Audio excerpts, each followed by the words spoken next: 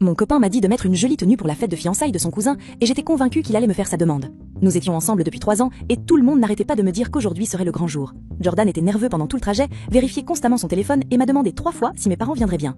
Quand nous sommes entrés, nos 2 familles étaient déjà assises ensemble et tout le monde s'est tourné vers moi comme s'ils attendaient quelque chose. Je me suis assise à côté de lui, le cœur battant, et j'ai attendu. À mi-chemin du dîner, le DJ a baissé la musique et Jordan s'est levé. Il a tapé avec une fourchette sur son verre de champagne jusqu'à ce que toute la salle devienne silencieuse. Ma mère a attrapé la main de mon père tandis que sa sœur sortait son téléphone pour filmer. Il s'est tourné vers moi et a dit « J'ai quelque chose d'important à te dire ». Puis il s'est mis à genoux et a sorti une petite boîte noire en velours de sa veste. Ma tante pleurait déjà 2 tables plus loin et mes mains se sont portées à ma bouche parce qu'après 3 ans, ça allait enfin arriver. Il a levé la boîte devant tout le monde et l'a ouverte.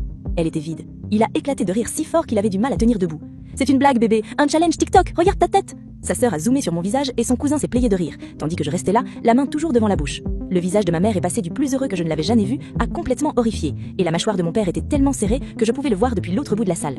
Jordan continuait à agiter la boîte vide devant les invités comme si c'était un trophée. J'ai baissé mes mains et j'ai dit « C'est fini entre nous ». Les rires se sont arrêtés, j'ai pris mon sac et je suis sortie directement par la porte. Il m'a suivi jusqu'au parking en essayant toujours de me dire que ce n'était qu'une blague. Je ne me suis pas retournée. 2 semaines plus tard, Jordan a frappé à ma porte. Quand je l'ai ouverte, il se tenait là avec des fleurs et la même boîte noire en velours. Il m'a dit que sa sœur avait publié la vidéo et qu'elle était devenue virale, qu'il avait réellement prévu de me faire sa demande ce soir-là, mais qu'il avait paniqué au dernier moment et qu'il supprimerait tout si je lui donnais une autre chance. J'ai pris la boîte de sa main et je l'ai ouverte devant lui. Il y avait une bague à l'intérieur. Je l'ai refermée, lui ai rendue et j'ai dit « La réponse aurait été oui il y a 2 semaines ». Puis j'ai refermé la porte.